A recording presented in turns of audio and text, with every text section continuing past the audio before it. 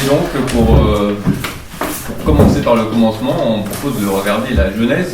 Donc, pour ceux qui ont déjà quelques rencontres, c'est le premier livre de la Bible, où on nous parle de l'homme et de la femme. Alors, soit vous prenez votre Bible, qui vont, soit, donc c'est le premier chapitre de la Genèse, verset 27, mais il est aussi écrit sur la petite feuille. Donc, peut-être que comme les traductions ne sont pas exactement toutes les mêmes, quelqu'un peut peut-être lire ce verset.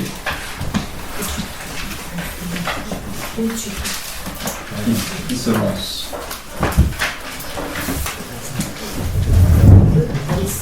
Sur la Bible ou sur sur la photocopie. Sur la photocopie. Donc on a choisi la traduction liturgique, celle qu'on peut entendre à la messe.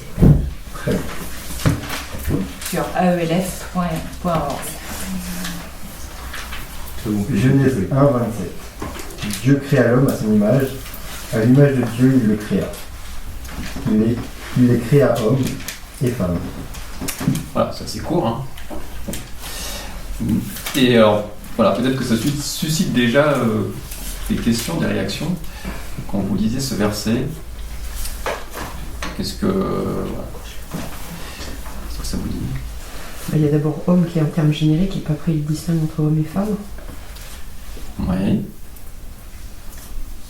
Effectivement. On avait noté ça.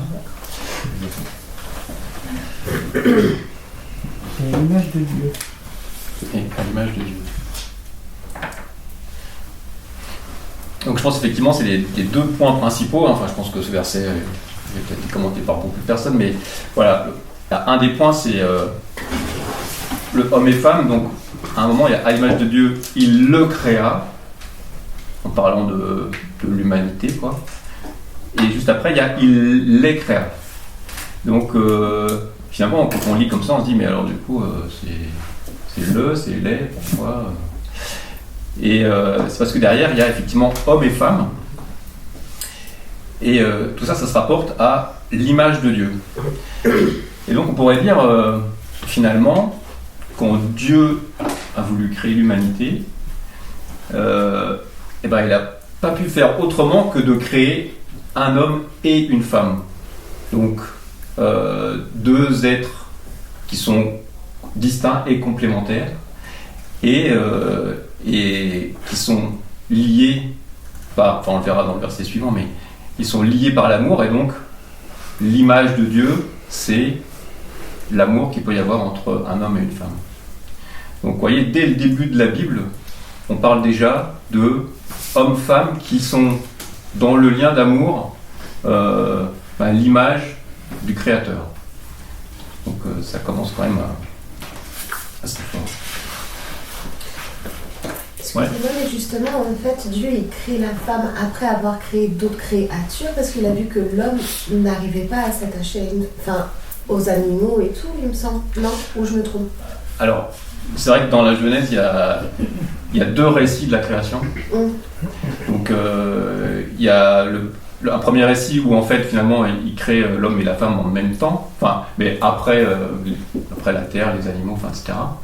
Et puis il y a un autre récit où effectivement il se rend compte qu'il n'est pas bon que l'homme soit seul, et donc il crée la femme qui est de même nature que l'homme pour être sa compagne, celle qui lui correspond. C'est ça. Et effectivement, alors voilà, il faut toujours pas prendre au pied de la lettre ce qui est écrit dans la Bible. Il faut essayer de prendre le sens, et là c'est un peu le même sens. C'est il y a l'homme ne se suffit pas à lui-même, il a besoin de relations pour en fait exister vraiment et révéler sa nature qui est de ressembler à Dieu, quoi. Quelqu'un veut lire le deuxième verset? Donc celui-là, il est dans le chapitre 2 de la Genèse, pour le coup. Verset 24. Oui, je veux bien. À cause de cela, l'homme quittera son père et sa mère. Il s'attachera à sa femme, et tous deux ne feront plus qu'un. Et donc là, bon, alors, je vous laisse peut-être réagir avant que je parle. Ouais. On est à la Genèse 2, donc encore au début. Et tout de suite, Dieu nous dit que nous parle du mariage dès l'origine. Ouais. C'est effectivement. Autant il a séparé au début, enfin, hommes et femmes, un peu, et tout de suite après, il les remet ensemble. Bon. Et Il est réuni. Tous deux ne feront plus qu'un. tous deux ne feront plus qu'un. C'est l'alliance aussi avec Dieu lors du mariage. Ouais. On Pour peut moi, il y a déjà un homme et une femme. voir ça. Oui, il y a aussi un autre truc, il y a un autre parallèle qu'on pourrait faire entre l'homme et la femme et l'amour qui est entre les deux. Il y a une symbolique de la Trinité aussi. Une relation à l'image de Dieu, c'est à l'image d'un être qui a une seule entité, mais deux personnes, le Père et le Fils, qui sont unis par le Saint-Esprit. Alors je schématise, on va dire.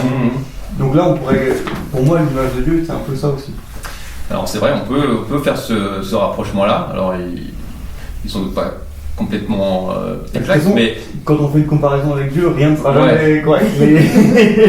Mais ce qui est sûr, c'est qu'effectivement, on peut se dire, des fois, on ne comprend pas la Trinité parce qu'on se dit un Dieu, mais trois personnes, enfin voilà. Et là, dans le couple, ça paraît plus facile de se dire, bah oui, deux qui ne forment plus qu'un, déjà, on se dit, bah voilà, et en fait, ils sont deux, mais finalement, il y a qu'un couple, quoi. Et unis par l'amour, qui peut être effectivement le Saint-Esprit. Donc voilà, ça peut faire cette Trinité. C'est une très belle comparaison, en tout cas. Donc voilà, en introduction.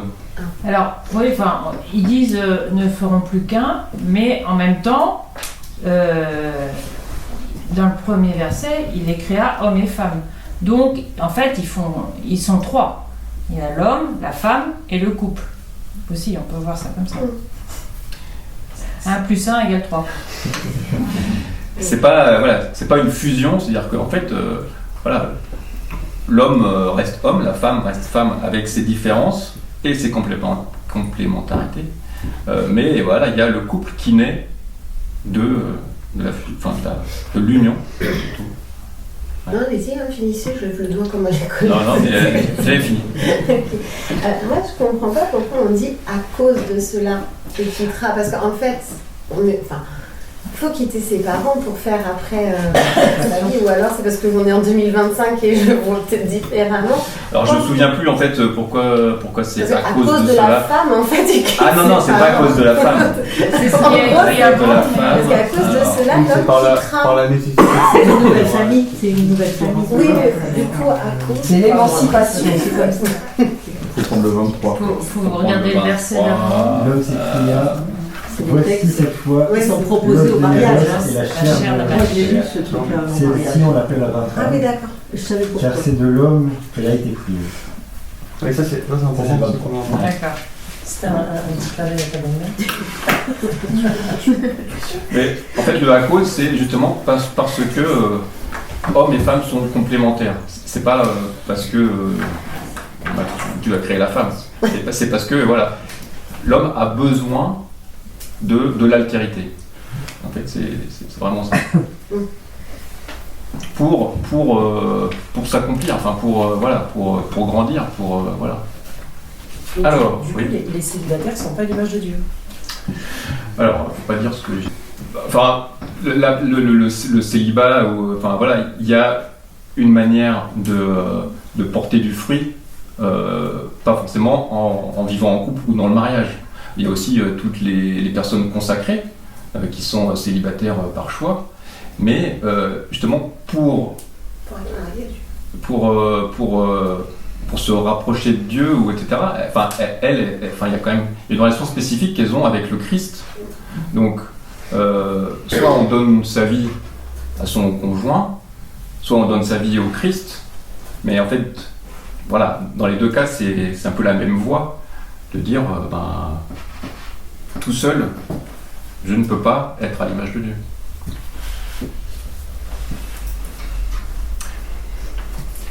Si ce que je dis, c'est peut-être pas très canonique, hein, donc je vous invite à continuer, à réfléchir à cette question.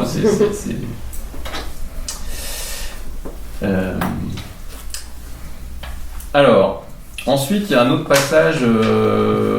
Alors, je ne l'ai pas mis sur les feuilles parce que c'est un peu trop long, mais où on parle de noces et de mariage. Je ne sais pas si vous connaissez les noces de Cana. Voilà. Tout le monde connaît. Il y a quelqu'un qui veut raconter l'histoire rapidement. Je connais pas. Vous connaissez pas? Ouais. Bah, les noces de Cana, c'est le premier signe que Jésus a fait durant un mariage. Son premier signe en public. Il manquait de vin, donc on l'a appelé en cuisine, si je dis pas de bêtises.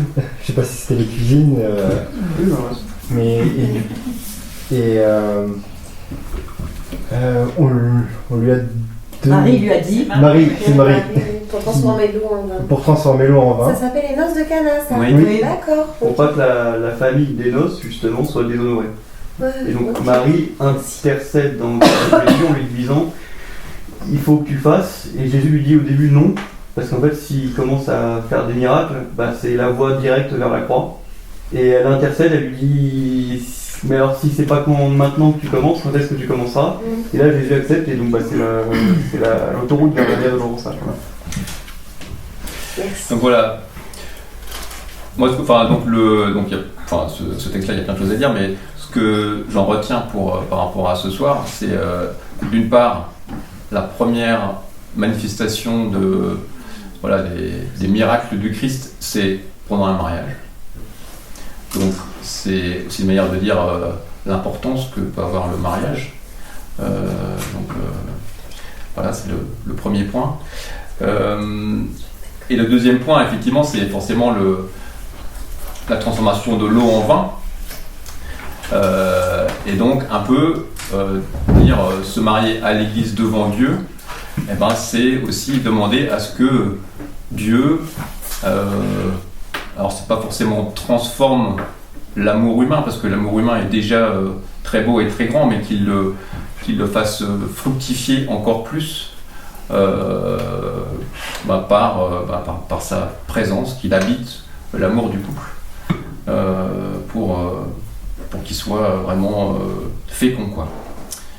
Donc voilà, c'est un point aussi important à noter dans les passages de la Bible, quoi. Telle une bénédiction.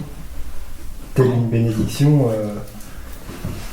Oui, on peut aussi dire ça, oui, une bénédiction du mariage par ce premier miracle.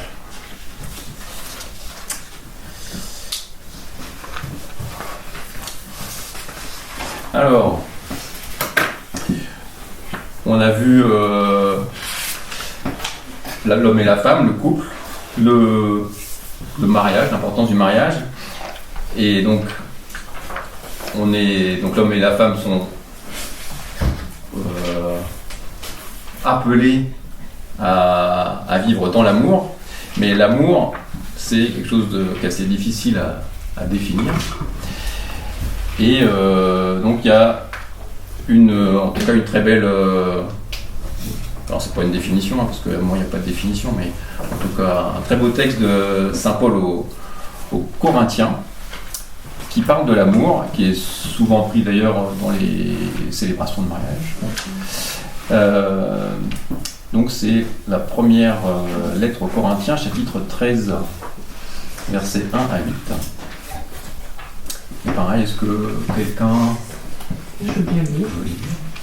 J'aurais beau parler toutes les langues des hommes et des anges, si je n'ai pas la charité, s'il me manque l'amour, je ne suis qu'un cuivre qui résonne une cymbale retentissante. J'aurais beau être prophète, avoir toute la science des mystères et toute la connaissance de Dieu, j'aurais beau avoir toute la foi jusqu'à transporter les montagnes, s'il me manque l'amour, je ne suis rien. J'aurais beau distribuer toute ma fortune aux affamés, j'aurais beau me faire brûler vif, s'il me manque l'amour, cela ne sert à rien. L'amour prend patience, l'amour rend service, l'amour ne jalouse pas, il ne se vante pas, ne se gonfle pas d'orgueil, Il ne fait rien d'inconvenant. Il ne cherche pas son intérêt. Il ne s'emporte pas. Il n'entretient pas de rancune. Il ne se réjouit pas de ce qui est injuste, mais il trouve sa joie dans ce qui est vrai. Il supporte tout. Il fait confiance en tout. Il espère tout. Il endure tout. L'amour ne passera jamais. Merci. Des réactions, commentaires. C'est beau. C'est vrai, c'est beau. C'est l'amour de Dieu aussi. Oui. D'accord. En fait, En fait, on peut relire le texte, enfin surtout la deuxième partie là, en remplaçant l'amour par Dieu. Dieu prend patience, Dieu rend service, Dieu ne jalouse pas, etc.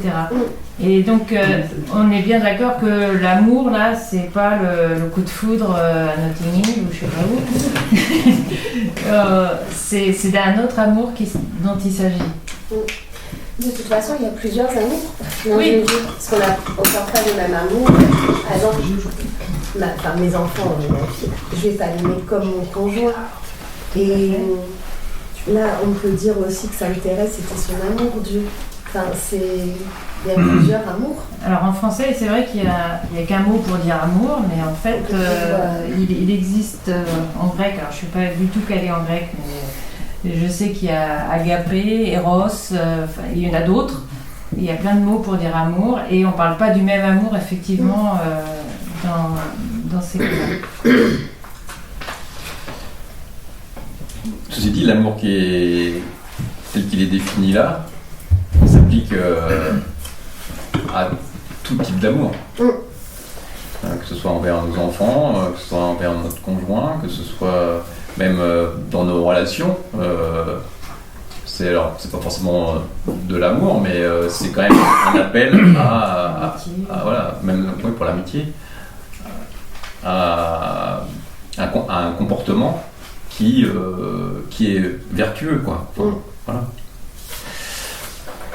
Et même si, alors voilà, on se dit ça, c'est l'amour qui définit Dieu et donc qui nous est presque inaccessible, parce qu'il ne faut pas se leurrer, ça c'est quand même difficile à faire tout le temps.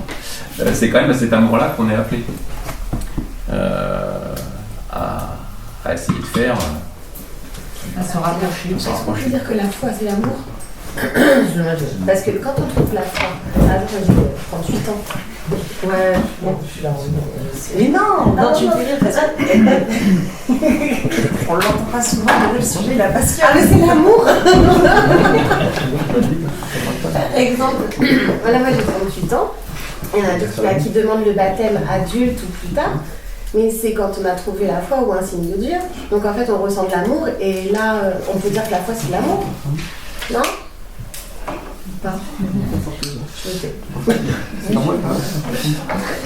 La foi et l'amour, je pense que c'est lié. Après, dire que la foi c'est l'amour, pour moi, c'est pas. Je sais pas. La foi. Donc la foi, ça vient de confiance, de fidélité, mais ça peut être dire qu'on croit à l'amour. La foi, ça peut être ça.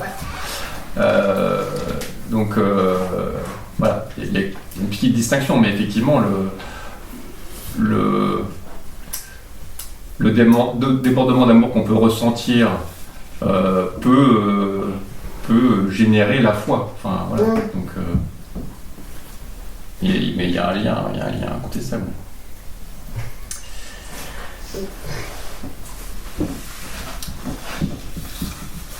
Autre chose sur cet hymne à l'amour ou à la charité. Ah pardon, mais faut. J'ai pas des yeux partout, j'ai des trucs. On peut hésiter à parler même sans lever la main. C'est juste que moi ça me fait penser à un petit verset, j'ai plus exactement, vraiment j'ai plus du tout. Mais à un moment dans la Bible c'est dit que, enfin c'est noté, en tout cas c'est demandé que les hommes aiment comme Jésus a aimé l'Église. Et donc ça faisait un peu... Éphésiens 5:25. Il est connu parce que juste avant c'est que les femmes soient soumises à leur mari et celle-là on a soupé quand les gens ne connaissent pas le contexte, donc oui. Oui mais là on pense pas de ça. Non, c'est pas ça. Si, c'est celui qui est juste en dessous. C'est ça? Les deux versets, ils sont là. Non, moi je parle juste que normalement c'est dit que les hommes doivent Oui, c'est aimer ça. comme Jésus a aimé l'Église. Je parle juste de ça, je parle pas du. Ah, mais en fait, c'est le. Ça ne veut pas être Ecclésiaste. Mais- il n'y a pas Jésus. Non, Non, Éphésiens. il a dit Éphésiens. Ah, Éphésiens. Pourquoi ça te fait penser à ça? Parce que là on nous parle d'aimer. En fait, on nous décrit un peu comment on doit aimer. Mhm. Et je pense que c'est décrit aussi comment un peu Jésus a aimé l'Église. Comme quand. En fait, ça me fait penser un peu à ça. Donc, Mhm. quand, par exemple, un moment dans l'Église, ils servaient pour vendre, etc. ou faire des choses qui ne rentraient pas en fait dans le cadre. Comme vraiment, je sais pas comment expliquer. Mhm. Et là, ça me fait penser un peu à ça parce que Jésus, il a clairement montré que l'église, ça doit pas être pour vendre ou pour faire ce genre de choses. C'est vraiment juste un lieu où on se retrouve et on est là pour Dieu et pour se retrouver. Enfin, après, je sais pas. Si, ouais, je pense que t'as raison. Et en plus, enfin, c'est une super transition pour la suite.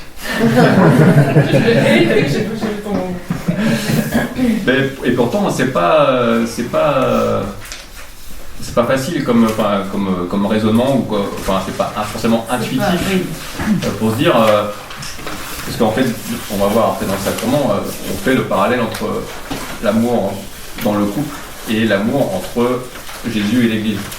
Bon, c'est pas hyper intuitif. Nous, quand on s'est préparé au mariage, bon, c'était déjà quelques secondes, mais en tout cas, cette notion-là, alors déjà, on nous en a pas beaucoup parlé, et on l'a découverte plus tard, mais c'est pas du tout évident, quoi.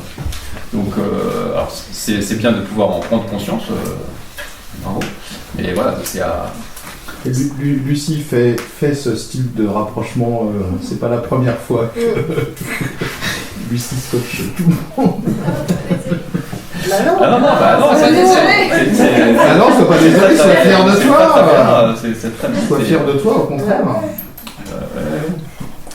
C'est des choses que parfois, enfin c'est même pas parfois, on n'ose pas dire aux fiancés parce que les fiancés qui viennent pour demander le mariage, souvent, ils n'ont pas beaucoup de culture religieuse et leur dire votre mariage, c'est l'amour entre le Christ et l'Église, ils comprennent pas, quoi. Enfin, voilà. Donc c'est quelque chose qui vient après une certaine maturation dans la foi pour dire voilà pour pouvoir faire ce rapprochement. Donc, pardon. Donc voilà, on va maintenant essayer de venir à la partie sacrement. Donc on a vu que l'homme et la femme étaient créés à l'image de Dieu pour vivre en communion d'amour, donc ne faire plus qu'un, et en se laissant transformer par l'amour du Christ lui-même. Et ça déjà on peut se dire par rapport à ce qu'est un sacrement, alors je sais pas si vous avez déjà vu d'autres sacrements. Oui, on a fait le baptême, on a fait l'ordination. Oui. Est-ce Moi, j'ai que pas mes fiches, mais on a fait les sacrements. pas tous. il nous en Non, manque. bah non, il y en a beaucoup. est-ce qu'il y a une sorte de définition générique des sacrements? Ceux qui ne répondent pas ne seront pas baptisés. Je rigole. Non. Et si, c'est un acte du. Merde. Oui, Thibaut. Il faut une personne qui officie la matière et l'intention. Je vais le dire. J'ai peut-être oublié. Non, j'ai peut-être mélangé la matière. Effectivement, mais c'est pas cet aspect-là que je voulais. C'est une grâce particulière. C'est un acte de Dieu, enfin, c'est qui dit oui. Oui, et alors, en Qui fait, a prouvé quoi. il y a à la fois un signe, Un signe visible. voilà, visible, qui réalise ce qu'il signifie. Donc, et donc, qui réalise quelque chose qui peut être invisible, du coup. Voilà. Donc, en fait, c'est la manifestation visible d'une grâce qui peut être invisible.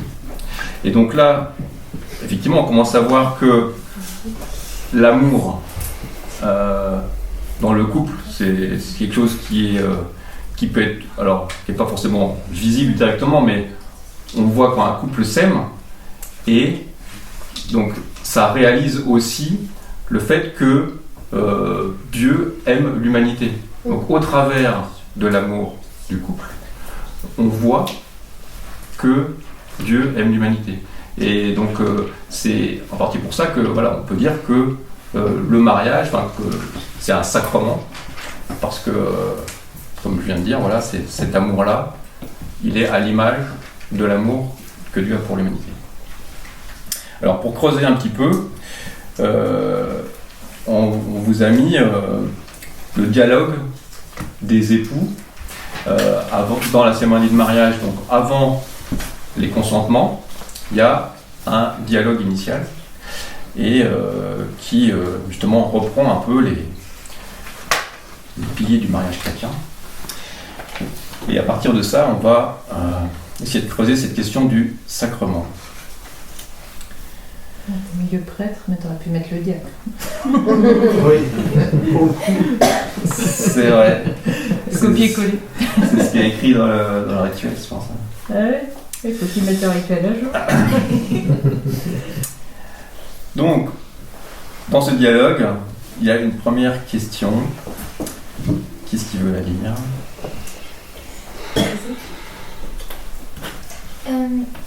Je lis le prêtre ou j'ai juste la phrase ? Juste la phrase. Vous allez vous engager l'un envers l'autre dans le mariage, et ce librement et sans contrainte. Oui. Alors, quel est à votre avis, le mot important dans cette phrase ? Librement. Librement, sans contrainte. Et là encore, ça fait écho à la relation qu'on a avec Dieu. Puisque Dieu nous laisse libre d'aller vers lui ou pas. Voilà, donc la liberté, voilà, c'est vraiment le pilier fondamental à la fois dans le mariage, même si ça n'a pas toujours été le cas, puis c'est toujours pas forcément le cas partout, mais en tout cas voilà, pour l'Église chrétienne, s'il n'y a pas de liberté, il n'y a pas de mariage. Le mariage, on dit, il est nul. En fait, c'est comme s'il n'y avait pas de mariage. Parce que, justement, on ne peut pas aimer si on n'est pas libre. Et c'est... Donc, si on n'est pas libre dans le couple. Et c'est aussi ce que nous a proposé Dieu. C'est assez incroyable. Il nous a créés. Lui, il nous aime comme un fou. Mais... il dit, si vous ne voulez pas m'aimer, eh ben je vous laisse libre de ne pas m'aimer. Et donc, voilà, c'est un pilier vraiment très, très, très, très important. Et donc, on voit ce premier parallèle entre la liberté dans l'engagement dans le mariage et la liberté que nous laisse Dieu de refuser ou de ne pas l'aimer. Et on peut aussi faire un parallèle avec le Christ, parce que donc lui aussi, c'est Dieu, mais voilà, il nous a aimés jusqu'à la fin, jusqu'à mourir, jusqu'à se donner sur la croix. Et c'est pareil, il s'est donné librement. Il n'a pas, il s'est pas dit, il faut que j'obéisse à mon père, ou que voilà, c'est librement qu'il est venu se donner pour nous sauver. Donc on voit bien cette liberté, elle est toujours présente dans toutes les pages de la Bible. Donc, liberté. Des questions ? Ça va ? Allez-y. Hein.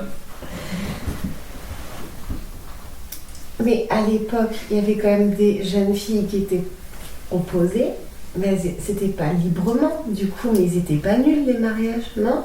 Ça n'a rien à voir ? Parce que je vois que tu fais non. Alors, déjà, à l'époque de Jésus, il n'y avait pas de sacrement de mariage.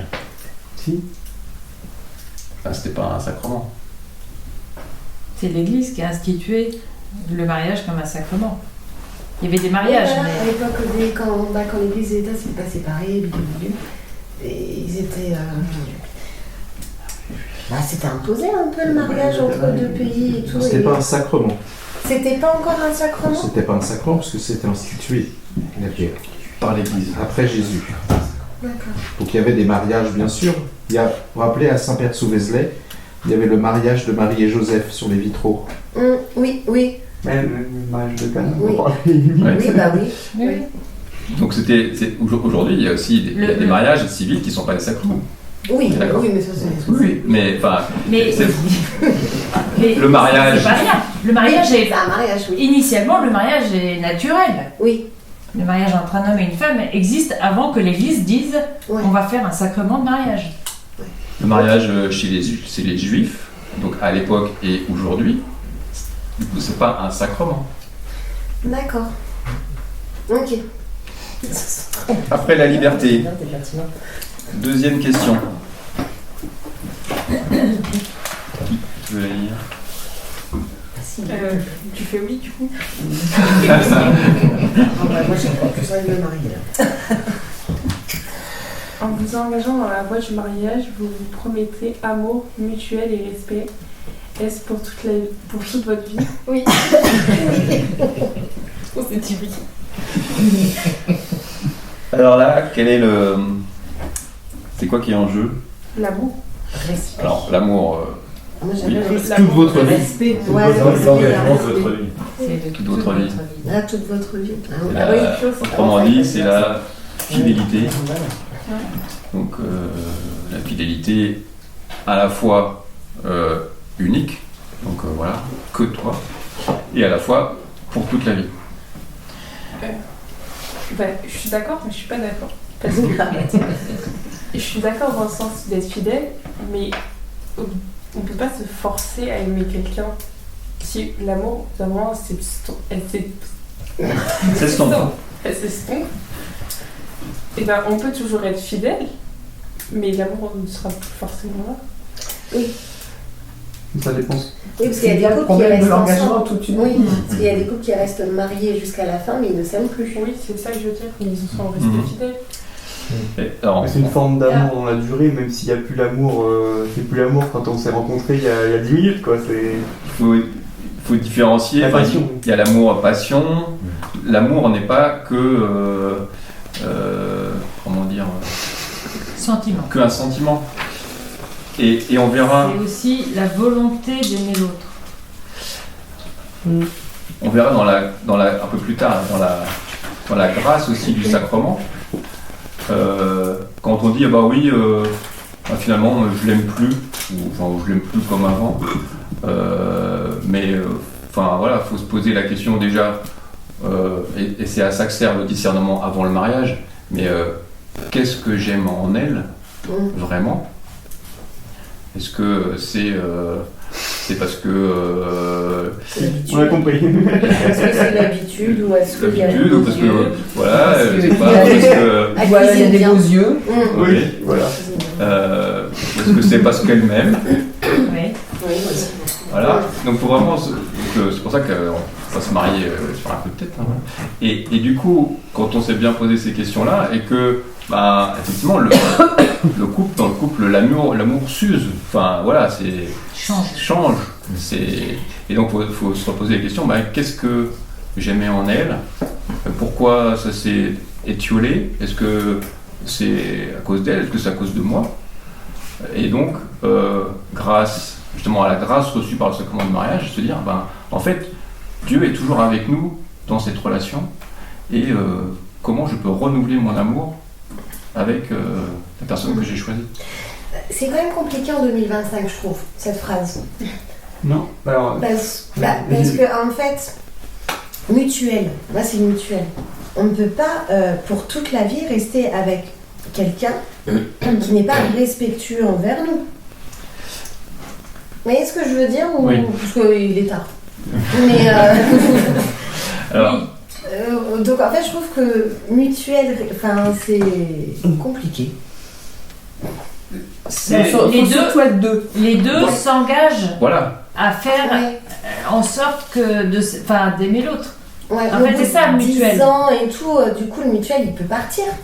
Alors effectivement, s'il y en a un des deux qui Qui décroche. qui décroche On et se jure que... pas fidélité Ouais. pour 10 ans, pour 5 ans. Non, mais bien sûr, jusqu'à ce que la mort nous sépare, et encore même après la mort, on n'est pas séparés. Non, justement, voilà, c'est ça, il avait parlé avec Mais je me dis, en fait, on peut très bien se marier et tout va bien. C'est pour ça qu'il y a aussi des divorces maintenant. Parce qu'au bout de 20 ans, des fois, il suffit qu'une personne, ça y est, elle a aussi un peu vrillé. Elle devient incorrecte avec la compagne ou le compagnon. Enfin, Alors, ou alors je pars dans un autre truc, peut-être. je pense qu'il y a 2 éléments de réponse, enfin en tout cas j'en vois 2 moi. Mais le premier, c'est quand même, donc là on parle de mariage à l'église, Oui. devant Dieu, et quand on va se marier à l'église, c'est qu'on a envie que notre mariage soit la fameuse image de Dieu, d'accord ?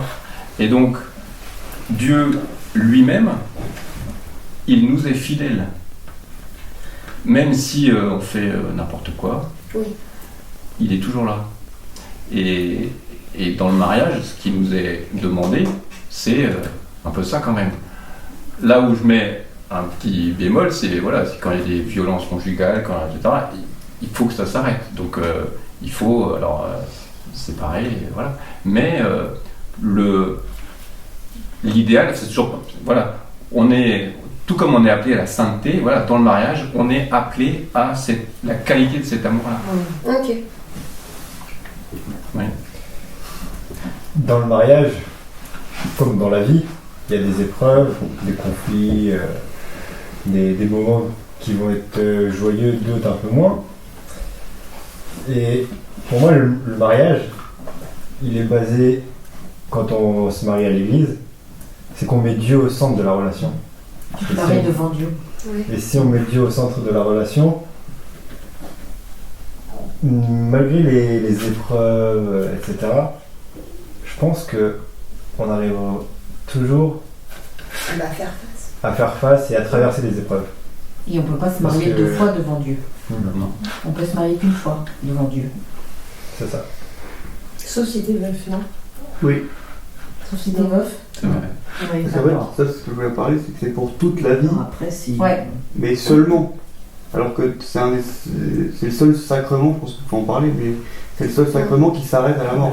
Alors que tous les autres sacrements sont éternels. C'est vrai que ce qu'on n'a pas dit, pour l'instant, je crois que je ne l'avais pas noté là, aussi, le sacrement, il doit être reçu. Donc c'est pas seulement Dieu qui le donne, ou là, c'est les conjoints qui se donnent le sacrement, mais il faut qu'il soit reçu. Et effectivement, si dans le mariage, il y en a un des deux qui en fait n'aime pas l'autre, en fait ce sacrement il n'est pas reçu, donc en fait il n'existe pas. D'accord. Oui, le terme d'annulation, c'est pas on annule un mariage qui a existé. Non, c'est le fait de dire le mariage n'a jamais existé. Parce qu'il n'y avait pas l'amour. Exactement. Parce qu'il n'y a pas l'amour, parce que... C'est marqué, si je n'ai pas l'amour, Si c'est marqué. Hein. Et il y a la bénédiction des alliances aussi. Oui, ça, il y a la bénédiction des alliances aussi. Alors, bénédiction du cartable aussi. Là, on détaille pas le rituel de la cérémonie. Ouais. Mais, parce qu'en fait, le sacrement, enfin, la bénédiction, c'est une chose, mais enfin, voilà, c'est pas le sacrement de mariage en lui-même. C'est le signe de l'alliance. C'est l'échange des consentements qui constitue le sacrement. Et comme quand on a fait l'entrée en catéchuménat, il y avait le couple qui s'était fait venir pour l'alliance. C'est une question, Léana. Oui, c'est que, imaginons, au bout de 5-6 ans, on est prêt à recevoir le sacrement, mais pas le jour de notre mariage. Est-ce que du coup, techniquement, on le reçoit? Comment ça Oui, si au bout de 5 ans, là, on sait qu'on l'aime, mais qu'on s'est marié avant, mais que le moment du mariage, on... Ah, mais en fait, le sacrement de mariage, c'est pas un jour, c'est une vie. Oui, mais si on est prêt à et du coup, on met du temps à le comprendre, à le découvrir, à le... Bah, enfin alors... pas du coup. Si tu te voilà, la question c'est pourquoi tu te maries si tu sais pas que tu l'aimes? C'est parce que t'as pas encore connu le bordel. Et tu veux dire par là, dans le sens où t'es pas encore marié à l'église? Au bout de 5 ans? Oui. Tu te maries civilement, mais pas à l'église, Voilà. c'est ça? Et comme disait Florence tout à l'heure, c'est pareil, le sacrement, et d'ailleurs c'est vrai pour tous les sacrements, c'est pas quelque chose d'un instant. C'est quelque chose qui grandit, qui mûrit, qui toute la vie. Qui peut baisser. Qui peut baisser. Oui, on a tous des moments de doute ou de. Oui, c'est pas un long fleuve tranquille. La foi, le baptême, lors du baptême, vous êtes tout content, tout joyeux, et puis peut-être que 10 ans après, vous allez dire, ça va un peu moins, mais il faut garder cette confiance, cette fidélité, parce qu'on sait que Dieu, en premier, est fidèle avec nous, et qu'on peut compter sur lui. Troisième question. Êtes-vous prêt à accueillir les enfants que Dieu vous donne et à les éduquer selon l'évangile du Christ et dans la foi du Christ? On a faux mariage. Et donc là, à quoi ça fait référence? Et ben, ce qu'on À la est descendance. Voilà. À poursuivre. Faites des petits chrétiens. Oui, voilà. L'œuvre de Dieu. Alors il y a ça. Il y a quelque chose de plus générique, général. Quand les personnes découvrent après s'être mariées qu'elles ne peuvent pas avoir d'enfants biologiquement.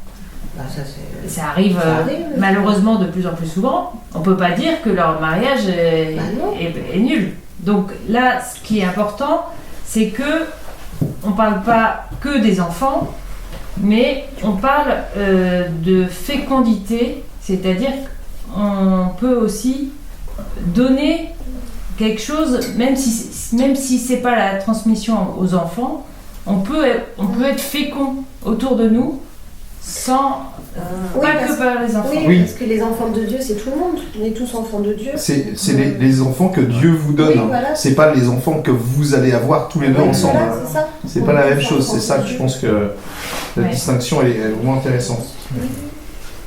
Et donc on parle pas. Donc là, on a parlé de la liberté, de la fidélité, et le troisième pilier, on ne dit pas la fertilité, parce que effectivement, ceux qui sont infertiles, là, non, on parle de fécondité. Soyez féconds. Et je ne sais plus dans quel texte. Donner du fruit. Ça veut dire qu'on doit éduquer les enfants qu'on nous confie ou qu'on croise, même si ce ne sont pas les nôtres biologiquement. Oui, les enfants. Que par exemple, ça peut être quand on est une marraine et voilà. Une grand-mère. Ou une grand-mère. C'est vrai que en fait, j'ai Moi, je suis l'impression qu'ils se mettent sur notre chemin, en fait. Oui, On doit les accueillir et puis les élever dans la foi. Exactement. Oui. Est-ce que la phrase elle se redirigerait pas aussi vers les prêtres qui, eux, nous éduquent, entre guillemets, selon l'évangile du coup? Alors les prêtres, ils échangent pas les consentements de mariage. Non, mais c'est rare. Non, mais ils nous accueillent en nous éduquant comme si on était ses enfants, en nous aidant. Oui. Dans le rituel de l'ordination, il y a effectivement un passage où il y a cette transmission de la foi à tous les enfants des prêtres, entre guillemets, et c'est nous. Et effectivement, c'est le même sens.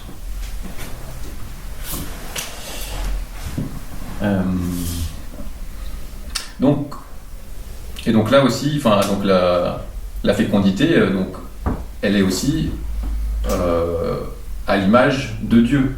Là encore, alors Dieu, évidemment, il a été très fécond puisqu'il a créé toute la terre, il nous a créé nous-mêmes. On ne peut pas être plus fécond que lui, c'est lui la source de la vie. Et le Christ, là où on peut faire un parallèle très intéressant, c'est qu'il est fécond avec l'Église. Il a quand, je ne sais pas si vous vous souvenez comment il initie l'Église avec Pierre. Donc c'est au moment où il demande pour vous qui suis-je. Donc au début les disciples ils répondent ce que disent les autres. Et puis après Pierre il dit mais tu es le fils du Dieu vivant, tu es le Christ, le fils du Dieu vivant. Et du coup Jésus dit et toi tu es Pierre et sur cette pierre je construirai mon église. Et donc c'est là où il a commencé à instituer l'église et du coup voilà la fécondité de l'église qui s'est perpétuée sur maintenant 2000 ans. Voilà on peut la relier, la fécondité par rapport à Jésus, on peut la relier à la fécondité de l'église. Et donc on voit au final que dans chacune des questions qui est posée dans le mariage, dans la relation de couple, c'est la même chose que entre Dieu et son peuple, entre Jésus et l'Église. Et du coup, voilà, le sacrement de mariage, on voit quelle importance il a, quoi. Il est vraiment l'image de ce que Dieu veut pour l'humanité, quoi. Donc il doit être déçu parfois. L'homme, oui, je pense que l'homme déçoit Dieu, mais Dieu vient toujours rechercher l'homme, même au fond de la boue. Alors, autre question. Parfois dans les mariages, il y a un croyant et un qui ne l'est pas. Oui. Et si le sacrement a lieu malgré tout à l'église, comment ça se passe? Non, ça dépend si le croyant il est baptisé ou s'il n'est pas baptisé. Si le croyant n'est pas baptisé, si la personne n'est pas baptisée. Et si elle est baptisée? Alors, il y a plein de cas qui sont un peu plus complexes les uns que les autres, mais d'une manière générale, si les deux sont baptisés, mais qu'il y en a un qui croit plus ou qui a été baptisé et puis qui n'a jamais fait de caté, etc. Il y a un sacrement. Le sacrement est vraiment donné, échangé entre les époux. Et on va dire un des comment dire ça, pas des objectifs, mais la force du sacrement, ce serait que la personne qui n'est pas croyante, finalement, qui est baptisée mais qui n'est pas croyante, puisse être transformée par l'amour de son conjoint pour se dire mais pourquoi elle ou lui y croit, vraiment j'ai l'impression que ça l'aide dans sa vie, ça lui apporte des choses et qu'il a envie de s'y intéresser et que finalement il puisse continuer, demander la confirmation, etc. Après il y a donc les cas où il y en a un qui est baptisé et pas l'autre. Là, je laisse la parole. Elle se débrouille avec ça.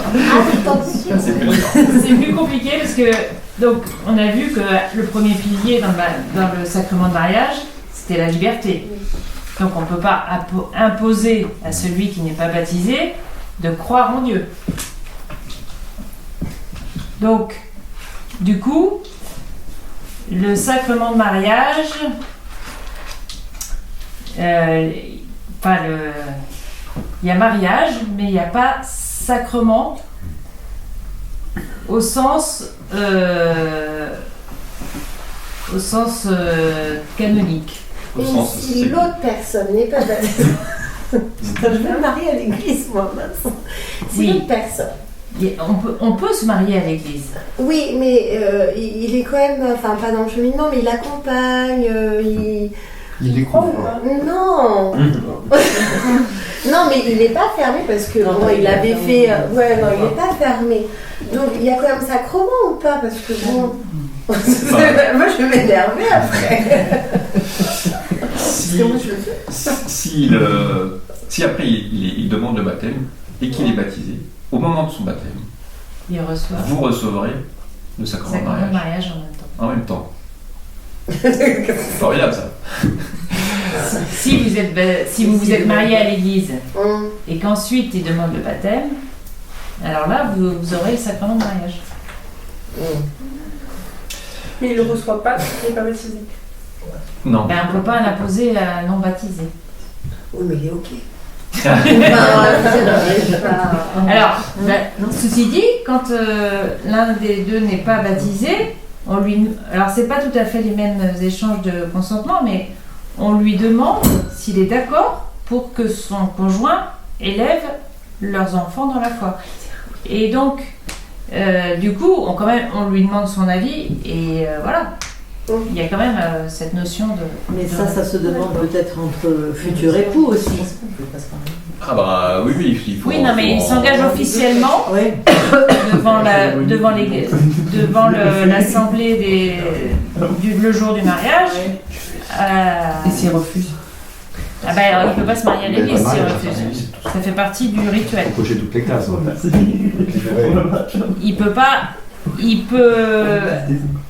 peut pas ne pas accepter que son conjoint transmette sa foi.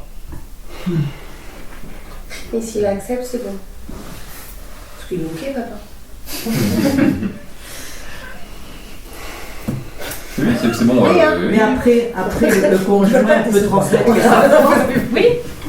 En passant au-dessus de ça, hein. Au-dessus de... Oui. Mais et si c'est deux religions différentes, Alors ça c'est différent. ça existe aussi. Ouais. Les deux peuvent transmettre, voilà, et en laissant l'enfant libre de choisir à quelle religion de quelle religion il veut.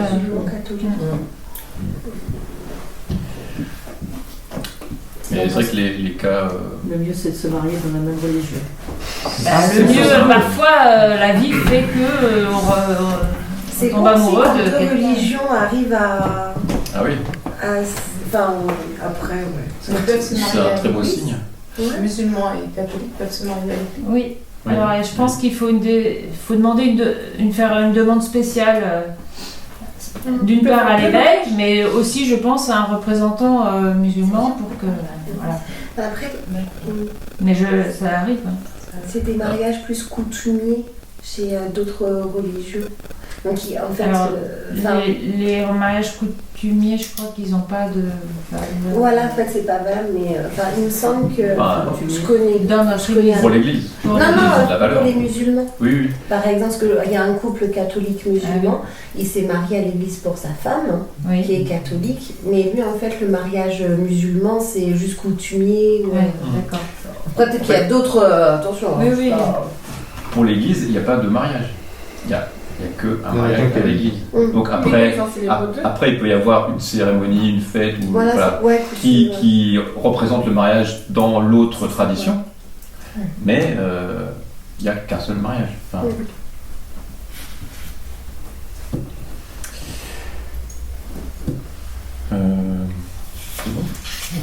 C'est compliqué tout ça. oui, bah, c'est bon, voilà. un peu compliqué. Ça déborde de la notion de sacrement, parce que effectivement après il y a plein de cas particuliers.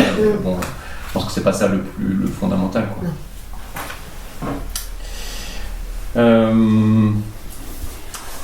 Alors, qu'est-ce que j'avais dit après? J'avais un... Tu l'as mis sur la feuille? Non, ça je l'ai pas mis sur la feuille. J'avais un petit texte sur... voilà, je trouvais beau, que je voulais vous lire, qui est tiré du livre des sacrements. J'ai pas apporté. Dieu n'ajoute rien à la beauté de l'amour humain. Il lui donne un sens, tout son sens.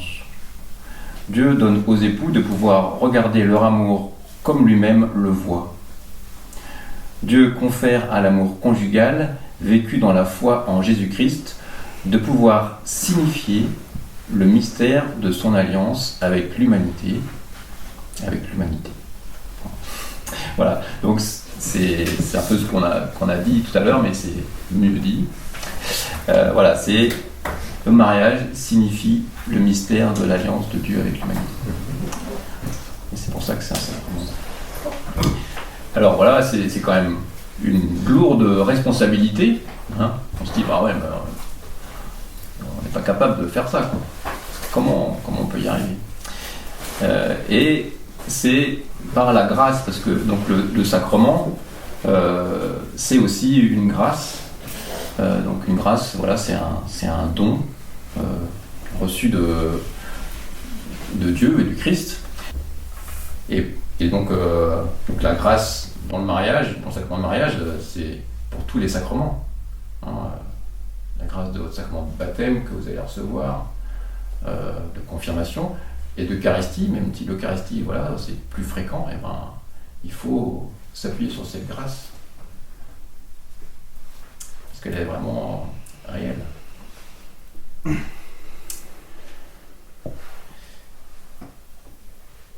Quelque chose là-dessus, non? Ça va? Ouais, ça commence à chauffer là. Ouais. J'ai baissé le chauffage. Alors, où est-ce qu'on en est? Comment est-ce que aussi par la grâce? Ah oui, j'avais marqué ça là. Oui. D'accord, ah oui, j'avais un petit... Ah bah si, j'avais vu le petit texte. Tu l'avais lu, je l'ai lu. Ouais, bah, très bien. Et donc là aussi, oui, j'ai mis un petit texte de... Celui-là. Ah oui. Non mais c'était celui-là, je ne sais pas si on veut le lire. Ouais. Oui, on peut lire le texte sur la grâce et sur comment on peut y arriver. Jésus-Christ peut assurer les époux qui se lancent dans l'aventure conjugale. Votre désir de fidélité s'enracine dans ma fidélité. Votre espérance est fondée, car je fais aujourd'hui pour vous ce que j'ai déjà fait pour mon peuple. Je fais alliance avec vous, je crée un être nouveau. Vos 2 moi conjugués deviennent un nous conjugal. Voilà, c'est aussi, je trouvais que c'était assez beau et assez vrai, voilà, s'enraciner dans ce que le Christ a déjà fait pour nous.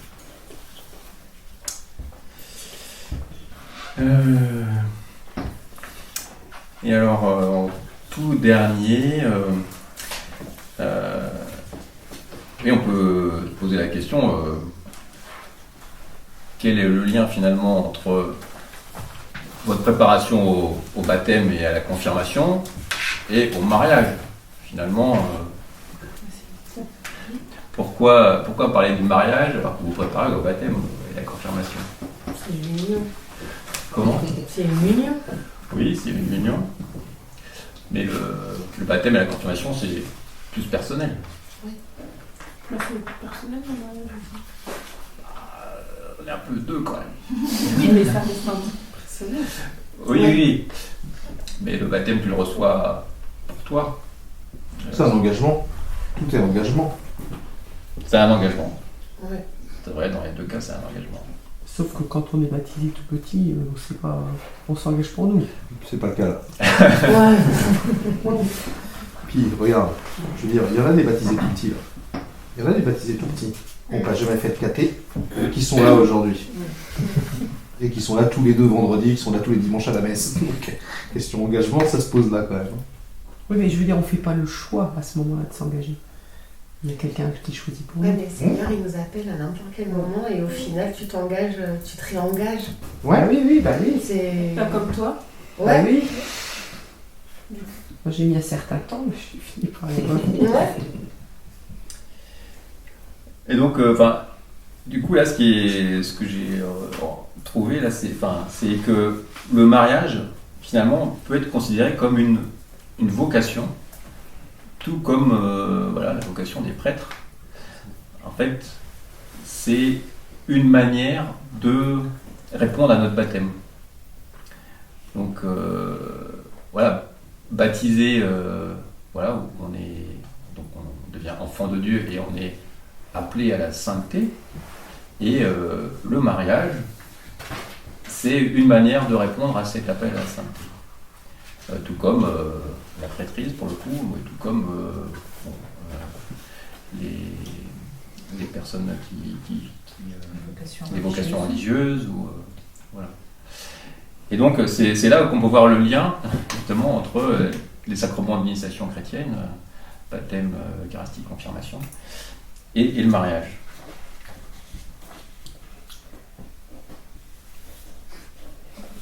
je dis que pour beaucoup de personnes, la vocation, elle est pas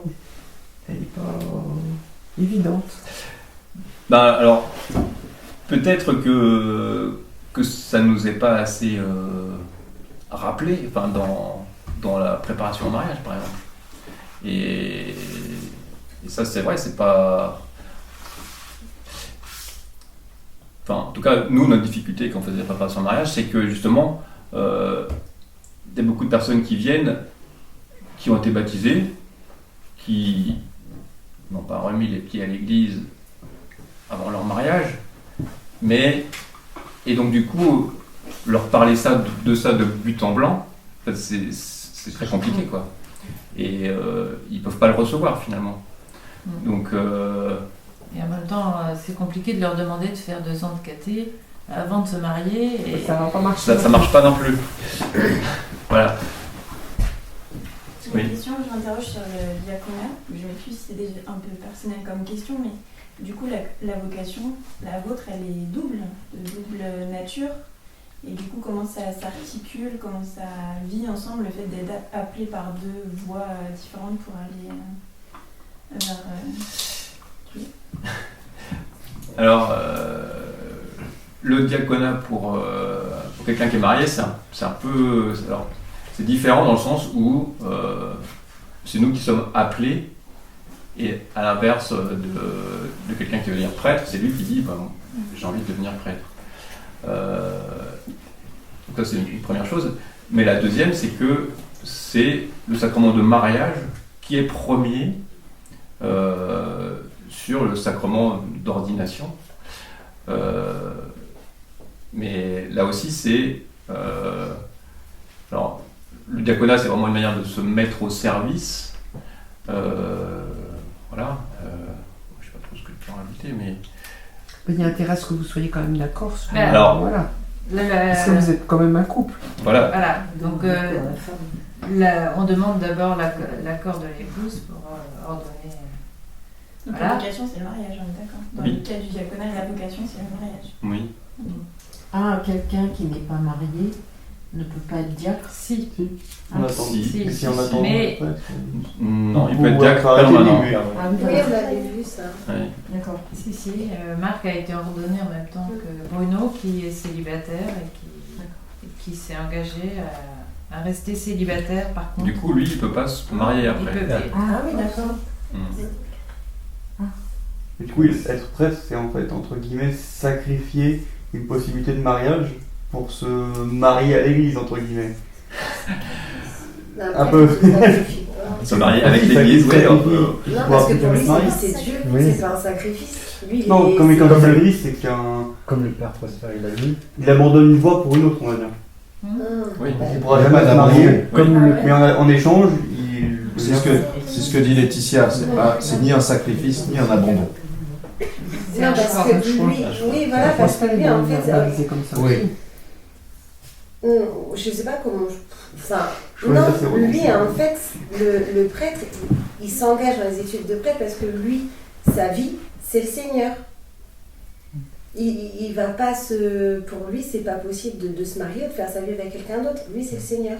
Il doit être à 100% Et dedans. voilà. Donc en fait, tu ne deviens pas prêtre si dans ta tête, tu te dis que tu vas peut-être vouloir te marier à un moment. C'est pour ça qu'il y a même des prêtres qui font une petite vie avant d'engager leurs études.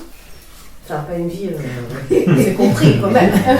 Mais, non, mais enfin, il y en a, non, mais c'est comme. C'était quel père qui nous avait fait un cours de caté où lui, c'était dès l'âge de 10 ans qu'il s'était. C'était le frère Pierre. Frère Pierre, merci. Et en fait, il n'y a pas de sacrifice, il n'y a pas d'abandon. En fait, ils savent tout de suite, c'est en eux, c'est leur foi. Et pour eux, c'est le Seigneur, leur mariage, leur vie. Et après, ils diffusent leur foi avec tous les enfants de Dieu. C'est pas... Le mot sacrifice, enfin, il a un sens très péjoratif, ou enfin, aujourd'hui, sacrifice, faire un sacrifice, Ah ouais, ouais. saigne les veines, quoi. C'est ce Bah privé. oui, mais justement, enfin, se conformer au Christ, c'est faire un sacrifice de sa vie, même, justement. Non, parce que Mais- le sacrifice, c'est le Seigneur qui l'a fait. Mais voilà. C'est toi, tu le choisis. Tu réponds à ton appel. ça. C'est pas se priver. Hein. Quand t'es appelé. C'est pas... C'est compris. Et d'ailleurs, là, donc le dernier paragraphe de ce qu'a écrit Louis-Marie Chauvet sur les sacrements, entre guillemets, en plus ou supplémentaires, ça explique ce qu'on vient un peu de dire là. C'est ainsi, pas plus que l'ordination, le mariage ne vient ajouter quelque chose qui manquerait au sacrement d'initiation. Donc c'est pas, c'est pas quelque chose en plus qui manquerait. Il vient simplement, mais il y a beaucoup dans ce simplement, spécifier en quel état de vie des chrétiens sont appelés à vivre leur élection par la grâce de Dieu comme membres du corps du Christ et comme pierre vivante du temple du Saint-Esprit. Voilà, c'est pas quelque chose de... C'est pour répondre à la question de Virginie tout à l'heure. Au sens où célibataire peut quand même... Merci Alain. C'est pas un manque. C'est pas un manque le mariage. Si tu l'as pas, c'est pas parce que tu l'as pas que t'es pas complète. Ouais. Oui, c'était ça ma question. Merci Alain, tu me rassures.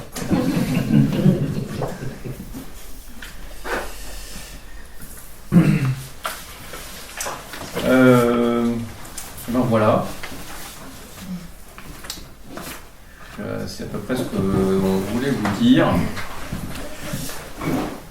Est-ce que ça répond à certaines de vos questions? Bon, il y en a encore plein, c'est sûr. Ouais, peut-être qu'ils vont trotter dans la tête dans pas longtemps. Tu manges avec nous de toute manière, donc... Bah, je sais pas, j'ai rien.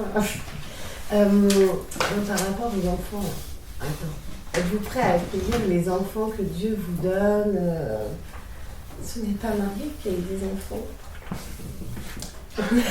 Vas-y, je suis On n'est pas Marie qui a eu des enfants. On a quand même un don de Dieu, non?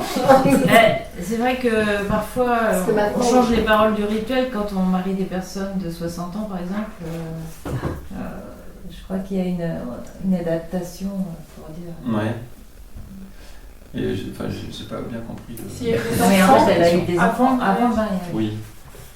Et du mais coup, c'est quand même Dieu qui te les a donnés. Oui, voilà, donc c'est... On ne change rien, ça va. Voilà, c'est bon. Tu peux les garder. Tu l'as pris, non? Tu l'as pris, on l'a confié. C'est vrai que maintenant on n'est plus dans les chemins comme à l'époque où c'était le mariage, après le couple qui vit dans la même... Enfin, maintenant... Mais il y en a qui suivent ce chemin. Oui, bien sûr. Il y en a qui suivent ce chemin. Je vous ai déjà raconté une de mes chefs ten scout, là, rien avant le mariage. Le jour de leur... Ils ont fait bénir leur mariage par le pape. Ils sont partis 1 an tous les deux vivre dans des communautés pour aider des gens, etc. Première année de mariage, c'était déjà on part tous les deux et on va se mettre au service de communautés, etc. Puis eux, ils ont construit sur l'Europe, quoi, leur mariage. Hein. Quelle chance. Donc il y en a. Ouais. Faut savoir que ça existe. Et quelque chose du coup que... Je ne sais pas si vous êtes allé aux formations à Melun, là, enfin, ou non, à Grésy-Suigne pour vous. Ah oui, donc c'était pas le Père Olivier. Et le Père Olivier, un truc que j'ai bien aimé, c'est Dieu n'est pas limité par les sacrements. D'accord? Donc, l'Église a institué des sacrements, voilà, pour le baptême, le mariage, la confirmation, etc. Mais Dieu est plus grand que ça. Enfin, voilà, ouais. Dieu n'est pas limité par ça. Dieu aime tout le monde, même ceux qui ne sont pas baptisés. Ok? Jésus est venu sauver l'humanité. Voilà. Dieu n'est pas limité par les sacrements. Donc, ne nous faisons pas trop de nœuds au cerveau quand même sur ces questions-là. Mais question d'accueillir ce que Dieu nous donne, puisque nous, on en est plus conscients qu'on le cherche.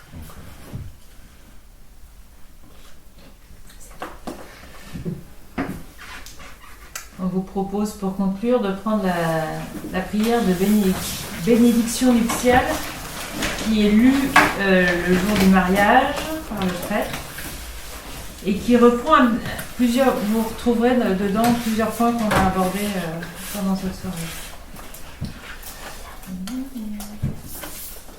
On peut peut-être le dire ensemble. Alors juste à un moment, alors c'est une prière qui est adressée aux époux, d'accord. Donc là, il n'y a pas d'époux qui sont en train de se marier dans la salle. Et du coup, c'est pour ça qu'à un moment, il y a « Nous te prions de bénir N et N », donc c'est le nom des épouses. On vous propose de dire Maurice et Laetitia. Pourquoi? Non, Laetitia, non. Eric et Laetitia. Eric et Moi, Laetitia. c'est pas changer Les Maurice par Eric. Parce que en fait, Pape François a écrit un très beau livre qui s'appelle donc La joie de l'amour. Et donc, en fait, en latin, c'est Amoris Laetitia. Donc, Maurice Laetitia. Voilà. Comme ça, vous vous souviendrez du bouquin. Et c'est vraiment un beau bouquin. Donc, si vous avez l'occasion de l'acheter, de lire ou d'offrir, enfin, ça m'étonnerait. Et avec le pape François, ce qui est bien, c'est qu'on comprend ce qu'on lit. Oui, c'est très agréable à lire en fait. C'est pas une somme théologique sur le mariage. C'est concret. Donc, si vous voulez, on peut la lire ensemble cette prière. Père Saint, tu as créé l'homme et la femme pour qu'ils forment ensemble ton image dans l'unité de la chair et du cœur, et accomplissent ainsi leur mission dans le monde. Afin de révéler le dessein de ta grâce, tu as voulu que l'amour de l'homme et de la femme soit déjà un signe de l'alliance que tu as conclue avec ton peuple, et tu veux que dans le sacrement de mariage, l'union des époux exprime le mystère des noces du Christ et de l'Église.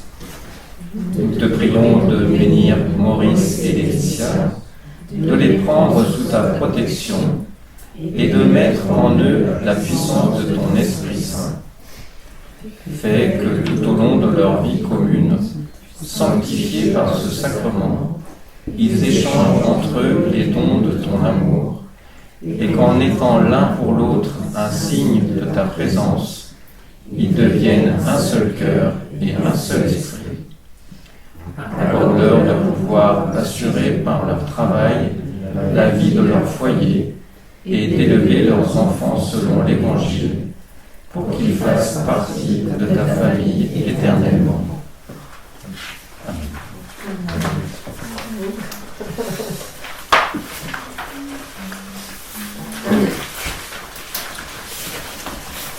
Merci, c'est bon. Il y en a quelques-uns qui vont partir. Si tu veux les bénir, Marc, il y en a qui vont partir. Allez, toi, au nom du Père, et du Fils, et du Saint-Esprit. Amen. Seigneur Dieu, nous te remercions pour ces échanges. Nous sommes tous à la recherche de mieux comprendre ce que tu veux pour nous, de savoir accepter, recevoir ce que tu nous donnes. Et Seigneur Dieu, nous te demandons de nous bénir au nom du Père et du Fils et du Saint-Esprit. Amen. Amen.